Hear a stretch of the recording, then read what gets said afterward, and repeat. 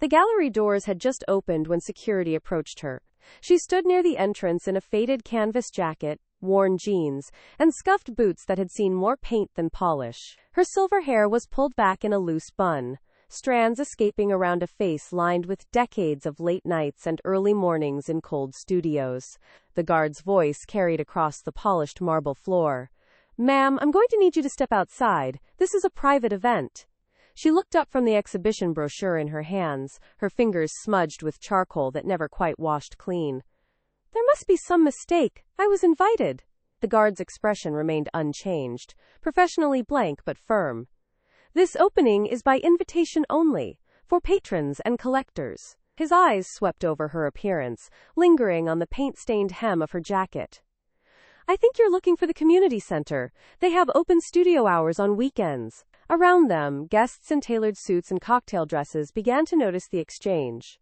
A woman in a black silk dress whispered something to her companion, both glancing over with barely concealed amusement. Near the refreshment table, a man in an expensive watch checked his phone and smirked. She reached into her jacket pocket, movements slow and deliberate. "I have my invitation here." But the guard had already stepped closer, his hand gesturing firmly toward the exit. "Ma'am, please don't make this difficult. You need to leave now." The conversations around them had quieted.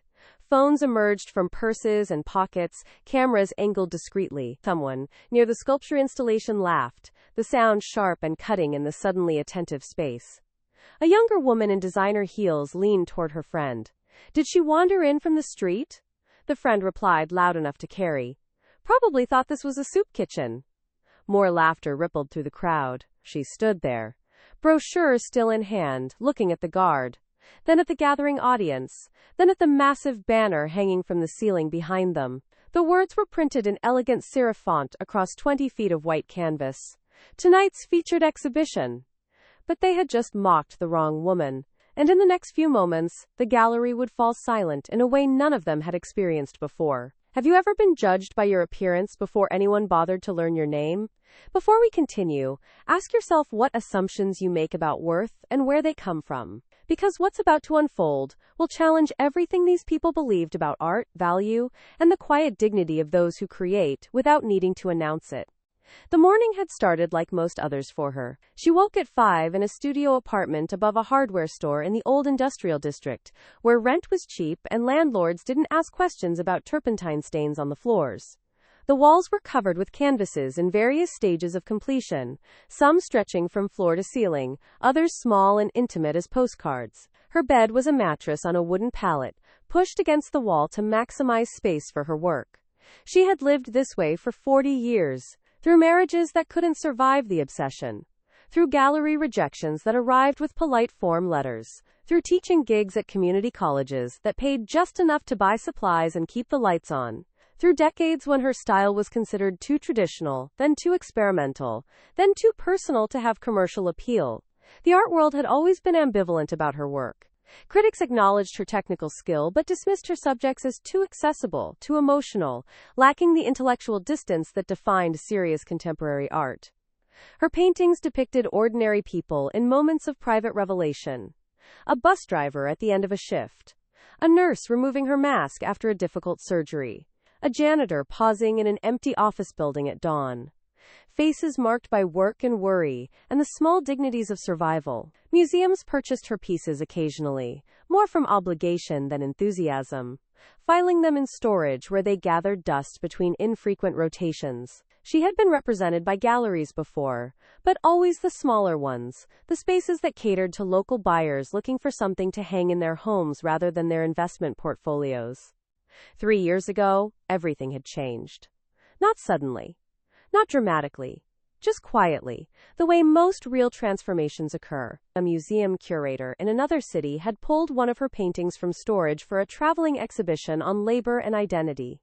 The piece depicted an elderly woman sorting recycling in the pre-dawn darkness, her face illuminated by the truck's headlights, her expression containing multitudes. A critic for a major publication had seen it. Written about it. Used words like profound and essential and overlooked. The article went viral in the small, influential world of art criticism. Suddenly, Galleries that had rejected her for decades were calling. Collectors who had never heard her name were inquiring about available works. Prices that had hovered in the low thousands began climbing into six figures. She had not changed. Her work had not changed. Only the context had shifted, and with it, the willingness of others to see what had always been there. The invitation to tonight's opening had arrived 6 weeks ago. A prestigious gallery in the cultural district wanted to mount a retrospective. 40 years of work spanning multiple rooms. A catalog with essays by respected critics. A reception with the city's wealthiest collectors and most influential curators. It was everything she had never allowed herself to want too badly, because wanting hurt more than resignation. She had almost declined. The thought of standing in expensive rooms, making small talk with people who had ignored her for decades, felt exhausting. But her agent, a woman who had believed in her work when no one else would, had insisted. "This is your moment. You've earned it. Don't let them take this from you." So she had accepted. But on her own terms. She refused the designer dress her agent offered to buy. Refused the salon appointment. Refused the car service. She would arrive as herself, in the clothes she wore to her studio, carrying the dignity of a life spent making things regardless of recognition. The gallery was only a 15-minute walk from her apartment. She had left early, wanting to arrive before the crowd, hoping to spend a few quiet moments alone with her work in this new context. But traffic had delayed her. By the time she reached the entrance, the reception was already beginning. Guests were streaming through the doors, their voices bright with anticipation and expensive wine. She had joined the flow, unnoticed in her plain clothes, carrying nothing but her invitation and her charcoal-stained hands. Now standing at the entrance with security asking her to leave, she felt the familiar weight of invisibility. The assumption that someone who looked like her couldn't possibly belong in a space like this. That art was made by people who looked a certain way, dressed a certain way, moved through the world with the confidence that came from never being questioned. The guard's hand moved toward her elbow. "Ma'am, I need you to leave now, before I call additional security." A man in a gray suit approached, his expression tight with irritation. "Is there a problem here?" The guard nodded. "This woman needs to leave. She doesn't have proper credentials." The man looked her over, his assessment quick and dismissive. "Can't have people wandering in off the street. This is a significant event." She met his eyes, her voice steady. "I was invited. I have my invitation." "Then where is it? Show me." She reached again into her jacket pocket. As she did, the invitation slipped from her fingers, falling to the marble floor. When she bent to retrieve it, a younger guest in stilettos accidentally kicked it further away. The woman didn't apologize, didn't even seem to notice, already turning back to her conversation. Someone in the crowd muttered. "Clumsy." Another voice added, "Just escort her out. This is getting awkward." The guard's patience had expired. He grasped her elbow, not roughly but firmly, beginning to guide her toward the exit. She didn't resist, didn't raise her voice. Just walked, as she had walked away from so many galleries, so many spaces that had made clear she wasn't wanted. Until a voice cut through the murmurs. "Stop!" Everyone turned. A woman in her 60s stood near the exhibition entrance, holding a glass of wine, her expression frozen in recognition and horror. She was the gallery director, a woman whose name carried weight in the art world, whose approval could make or end careers. The director moved quickly across the floor, heels clicking sharply. "Release her immediately!" The guard loosened his grip, confused. "But ma'am, she doesn't have credentials." The director's voice shook slightly, whether from anger or embarrassment wasn't clear. "That is because she is the artist." The words landed like a physical force. Heads turned. Conversations stopped. Phones that had been recording the removal were now capturing something else entirely. The man in the gray suit went pale. The guard stepped back as if burned. The woman in stilettos who had kicked the invitation away covered her mouth. The director reached them, her face flushed. "I am so sorry. This is unacceptable." She turned to the crowd, her voice rising. "Everyone, please. May I have your attention?" The room fell completely silent. For those of you who don't recognize her without formal introduction, this is the artist. Tonight's entire exhibition features her work. 40 years of extraordinary painting. And you just tried to throw her out like garbage. No one moved. No one spoke. The only sound was the air conditioning and the distant traffic outside. She stood there, jacket still paint-stained, boots still scuffed, looking at the faces that had mocked her moments before. And then, without a word, she walked past the guard, past the director, past the frozen crowd, and entered the exhibition space. The first room contained her earliest work. Paintings from her 20s, when she had still believed recognition would come easily, when talent seemed like enough. She moved slowly along the walls, seeing her own evolution mapped in oil and canvas. Faces she had painted decades ago stared back at her. A construction worker eating lunch on a beam high above the city. A waitress counting tips in an empty diner. A postal carrier sorting letters in the blue light before dawn. She had painted them not because they were noble or heroic, but because she had seen in their faces something she recognized. The quiet endurance of people doing necessary work without applause. Behind her, the crowd had begun to filter in. Tentatively at first, the director walked beside her, still apologizing in whispers. The man in the gray suit had disappeared. The guard stood near the entrance, no longer making eye contact with anyone. In the third room, she paused before a large canvas she had painted 15 years ago. It depicted a cleaning woman in an office building, sitting on a rolling chair in the empty lobby, her head tilted back, eyes closed, taking a moment of rest that she had clearly stolen from her shift. The woman's face showed exhaustion, but also something else, a kind of fierce privacy, a refusal to be completely consumed by her labor. She had painted it during a period when she had taken night cleaning jobs to supplement her teaching income. She had known that woman because she had been that woman. A voice spoke softly beside her. "This is my favorite piece." She turned.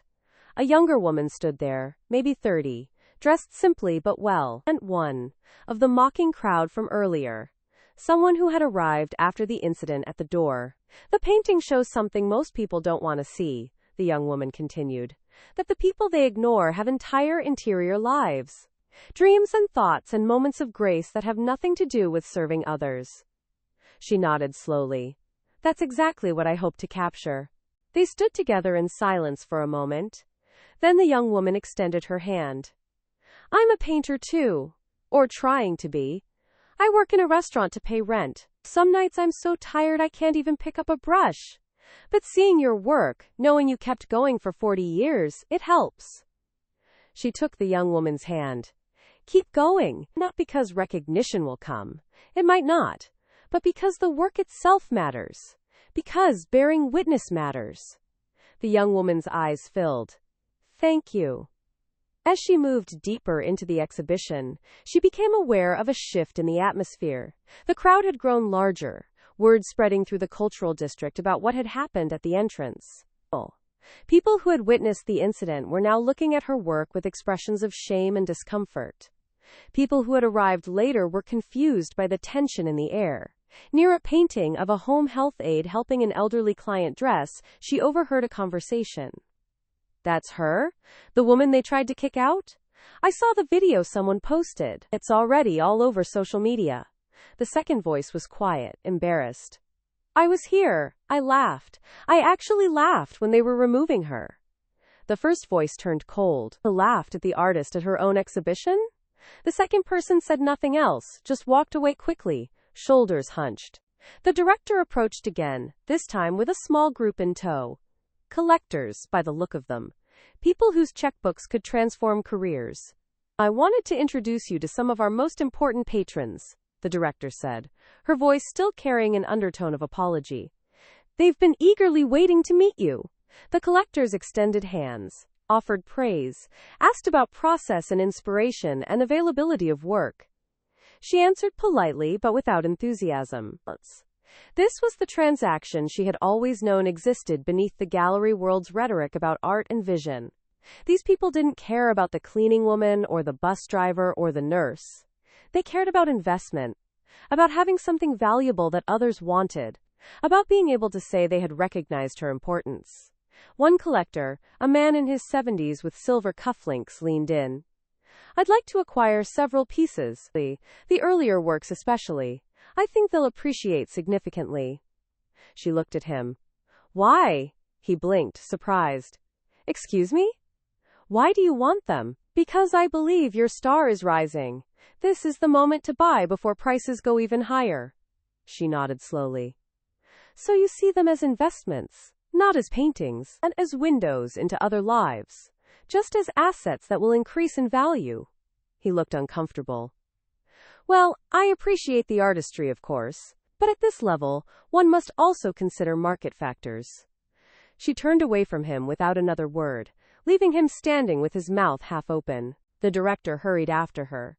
Please, you have to understand, collectors are essential to sustaining galleries. We need their support.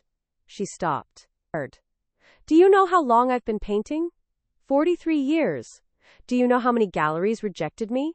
Hundreds. Do you know what I heard over and over? That my work was too sentimental, too obvious, that I wasn't conceptual enough, wasn't intellectual enough, wasn't detached enough from my subjects. The director's face reddened. I know. The system failed you. We failed you. She shook her head. You didn't fail me. You failed everyone I painted, because you couldn't see them as worthy subjects until a critic told you they were. You couldn't see value in faces marked by labor and age and struggle. You only see it now because the market says you should. They stood facing each other in front of a painting of a farm worker in a field, his hands cupped around a seedling, his expression tender and focused. Around them, the crowd pretended not to listen while hanging on every word. In the final room, the largest space, her most recent works were displayed. Paintings completed in the last 3 years, during the period when recognition had finally arrived. She had worried these pieces might be different, infected by awareness of audience, shaped by the knowledge that people were finally watching. But standing before them now, she saw they were unchanged. The same subjects, the same compassion, the same refusal to look away from faces the world preferred to ignore. A hospital custodian cleaning a room where someone had passed. A transit worker helping an elderly passenger with a walker. A recycling center employee sorting through endless bins of other people's discarded things. She had not compromised. Had not softened her vision to make it more palatable. Had not traded authenticity for approval. And seeing that now, in this expensive gallery surrounded by people who had minutes ago tried to remove her, she felt something unexpected. Not triumph. Not vindication, just a quiet satisfaction that she had remained faithful to her own seeing. A voice spoke from behind her. I owe you an apology. She turned. The man in the gray suit had returned. His face was red, whether from shame or from wine she couldn't tell. I was one of the people who told security to remove you.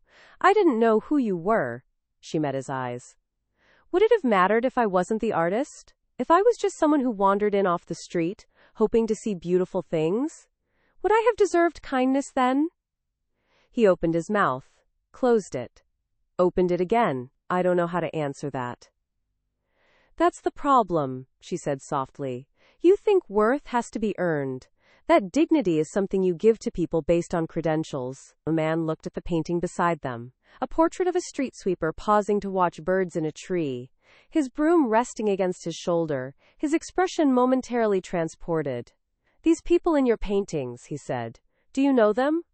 Some of them. Others I just saw and remembered. Faces that stayed with me. He was quiet for a long moment. I'm sorry. For what I said. For how I acted. She nodded once. Then walked away. The exhibition wound down slowly. Guests lingered, now reluctant to leave, as if staying longer might somehow redeem their earlier judgment. She found a bench in the corner of the final room and sat, watching people move through the space. The director approached one last time. We'd like to give you a proper introduction, make a speech, have you address the audience. She shook her head. No, but everyone's waiting. They want to hear from you. Or she looked up. I've spent 40 years speaking through my work. That's all I have to say. The director started to argue, then seemed to think better of it. She walked away, leaving her sitting alone on the bench. As the crowd thinned, the young painter she had spoken to earlier approached. Can I ask you something? Of course. Do you ever get tired of fighting to be seen? She considered the question. Every day. But here's what I learned. You don't fight to be seen. You work to see clearly, to pay attention to what everyone else overlooks. The recognition, if it comes, is just a byproduct. The real work is the seeing itself. The young woman sat beside her. I'm afraid I'll spend my whole life working and have nothing to show for it. She smiled slightly. You'll have the work. That's not nothing. The next morning, her phone was full of messages she didn't read. Her agent called 4 times. The director of a major museum left a voicemail. 3 art magazines requested interviews. She ignored them all. Instead, she walked to her studio as she did every morning. Unlocked the door. Made coffee in the dented pots. Stood before a fresh canvas and began to work. What she painted was a memory from the night before. Not the exhibition. Not the confrontation. Not the revelation. Just a moment she had noticed while walking home. A bus driver at a red light, visible through the windshield, his face tired and patient and completely absorbed in the simple task of waiting for green. She painted him the way she had always painted. With attention. With respect. With the understanding that every face contains a universe of experience that deserves to be witnessed. The gallery incident would become famous. Videos would circulate online. Think pieces would be written about class and art and who gets to occupy cultural spaces. Her work would sell for extraordinary prices. Museums would compete to acquire pieces. She would be invited to give talks and accept awards, and participate in panels about representation and justice in the arts. She would decline most of them. Because what she understood, what she had always understood, was that the work itself was the point. Not the recognition. Not the market. Not the vindication of being proven right after decades of being dismissed. The work of seeing clearly and rendering faithfully and bearing witness to lives that continued regardless of whether anyone was watching. If this story moved you, ask yourself who you overlook in your own life and why. Ask yourself what assumptions you make about worth and whether those assumptions serve justice or just comfort. Subscribe to hear more stories about the quiet dignity of those who create, who persist, who refuse to let the world's blindness determine their vision. Because in the end, true art isn't about being seen. It's about learning to see. And she had spent 40 years teaching us how.